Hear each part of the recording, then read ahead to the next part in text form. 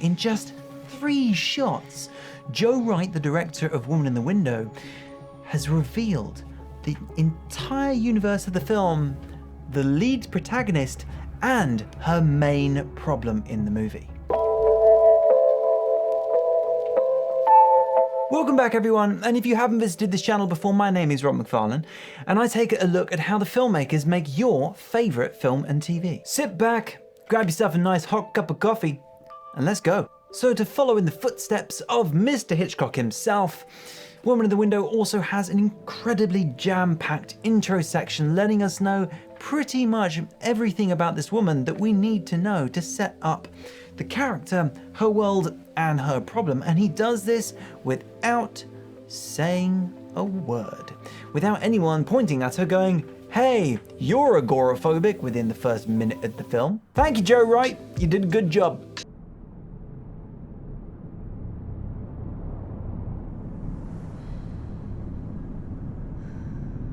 The very first image in the film, we see white dots start to appear. They're floating on the screen as if they're almost bits of snow, but we're not given enough information. Then we start to see the snow spin in a really unnatural way. So the snow isn't falling like normal, but it's turning, twisting around us. And then we start to hear a slightly panicked gasp in the background, very subtly.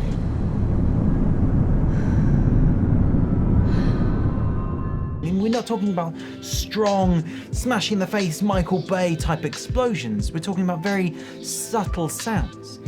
What they're trying to say is, hey, there's something here. There's something to do with this image that's very important, but I'm not gonna tell you about it until later in the film. You're gonna have to wait for later.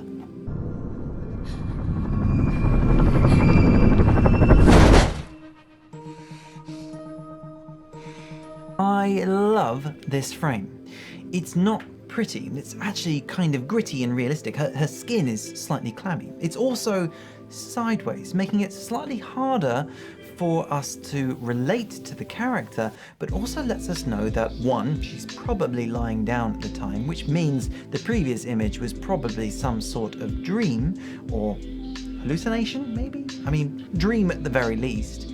But also because of that last image, we probably understand that she is in some way haunted by whatever is the context to that previous image, which makes this image of an eye no longer just an image of an eye. It's immediately the image of someone who is haunted, who is troubled by a memory. Also, incredibly subtle detail here, but when the woman opens her eye,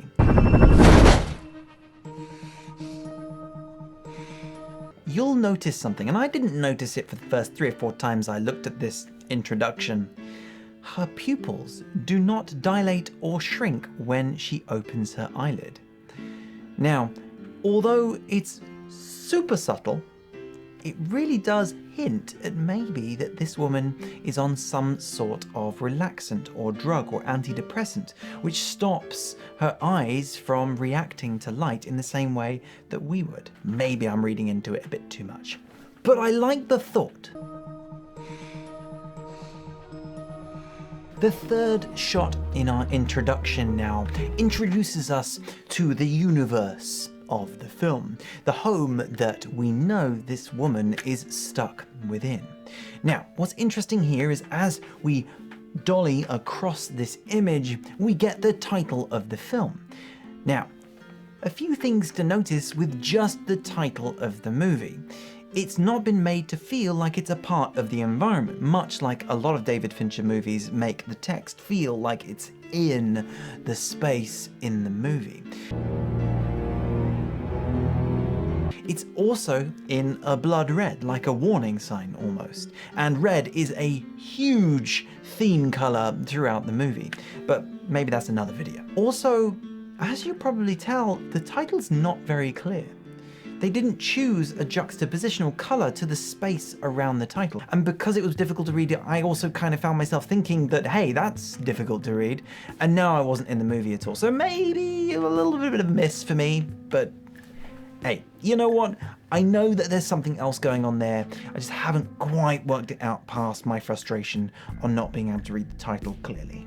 Still going on the coffee. Also, do take note. The house looks really lively, saturated, almost warm and happy. And as the camera starts to dolly from right to left, we hear subtle sounds, again with the subtle sounds of children playing in the background.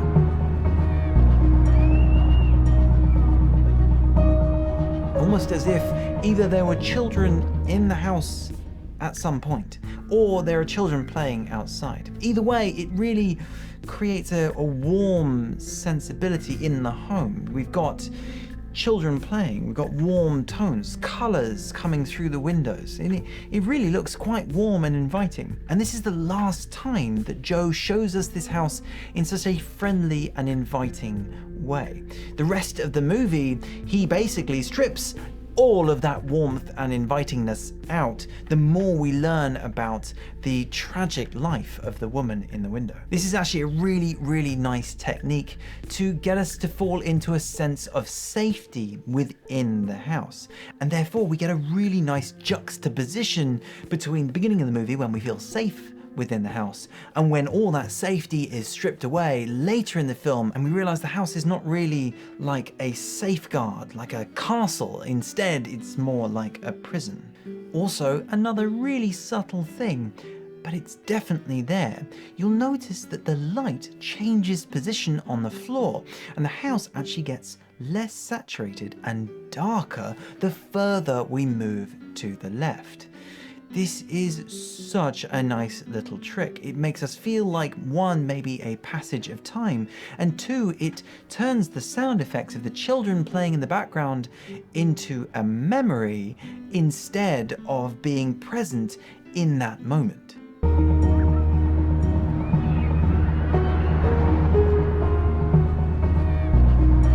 This then is met with a doll's house, literally right bang in front of us, letting us know that at some point there was a child in this home.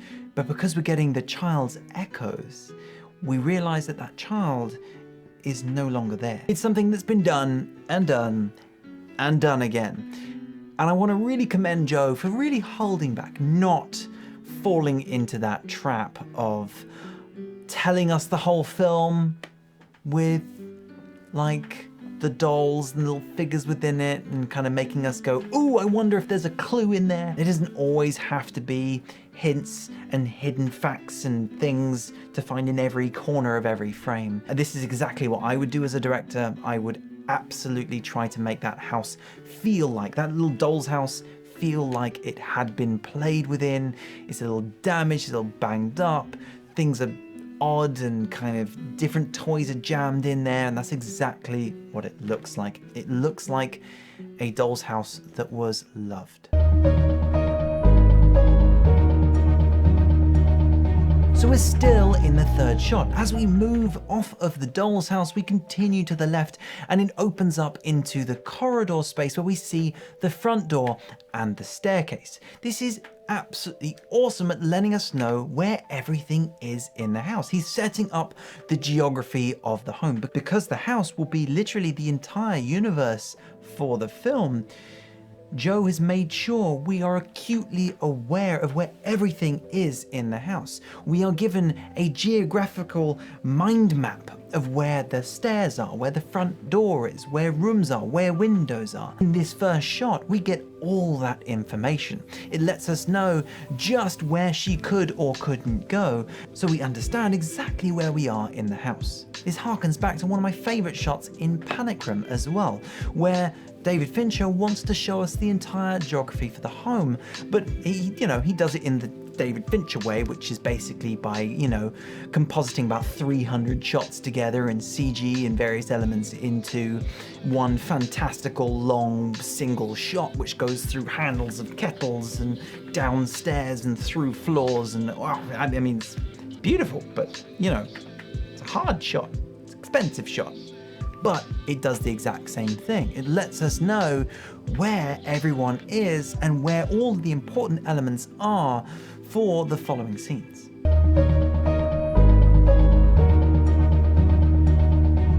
Also, you'll notice that the stairs here let us know that this house is actually a house and not a flat. It also lets us know that there is something upstairs. We see a big skylight on the floor, and this hints at where we might be going next. Now, in the fourth shot, we do end up going upstairs, and if we had not seen those stairs, we couldn't have quite as easily motivated a cut to show what was upstairs. Now, just going a little bit further than my initial kind of thoughts, in the fourth shot, we do get a shot of that beautiful big skylight that's got lots of mold and dust on the top. And that signifies our bookends to the film. This little moment here, which seems like it's just letting us know a little bit more about the shape and space within this house, which it is, also lets us know that is pretty important, and we need to remember that that skylight is there. Joe will show us that skylight once more in the movie, and without putting too fine a point on it, it's pretty important for the end. We did talk about Rear Window at the beginning of this episode, and well, the filmmaker really did want to make a point of saying, hey, I understand that this film is really inspired by Rear Window, by literally showing frames of Rear Window in the movie. So in the fifth shot of the film, we actually see a singular frame followed by a singular frame, almost as if going through it frame by frame on a TV screen.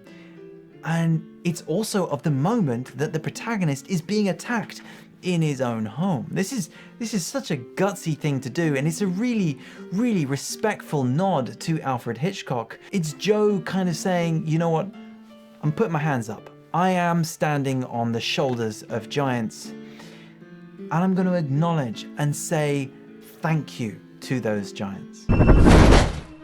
I think Woman in the Window is an incredibly good movie, and I think Joe Wright has done an incredible job of directing the introduction to the film. He's literally thrown, in the very first 3 shots of the movie, every cinematic tool at the screen. But it feels so beautifully simple.